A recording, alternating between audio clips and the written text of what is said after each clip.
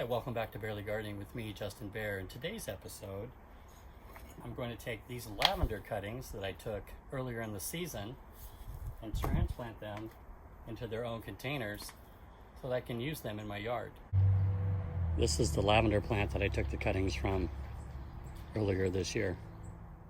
Then once I have the cuttings, I'll strip the leaves and I'll plant them in just plain sand and keep it moist until the roots start to grow. I always can tell when my lavender cuttings are ready when the new growth starts to appear.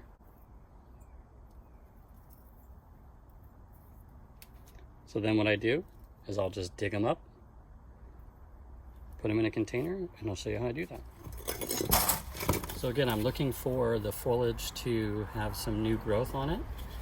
And then what I'll do is I'll just squeeze it, put some pressure on it, release the sand that's around each one of these plants, and we'll lift it. And see, there's the start of a root. There, right there. And put that one back. Nice root system growing.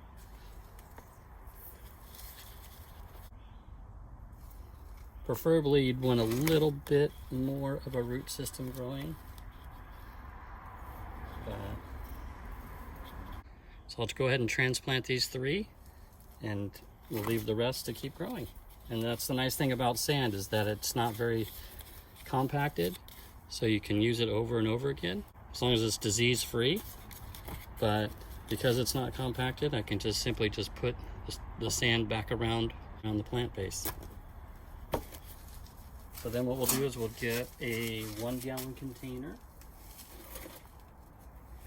or maybe not, and we'll just get this size. And go ahead and put some dirt in there. Usually fill them up about halfway with dirt. And remember, you never want to put roots into dry soil. You always want it to have some moisture content in it. And I'll set these, and I'll go ahead and backfill with some more moist soil. And there you have it. So from a cutting off a lavender plant in the springtime, it produced an entire new plant for you to grow somewhere else in your yard. So again, we're in zone 9B in the Santa Cruz Mountains. It's mid-August. Temperature is about 85 degrees currently. And I'll keep these in part sun, part shade for about a month.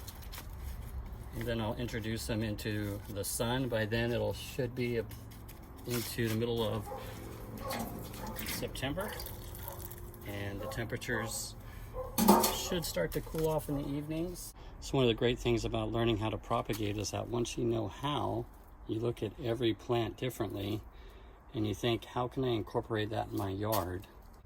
So I hope you found this information helpful. If you did, like and subscribe. And until next time, happy gardening.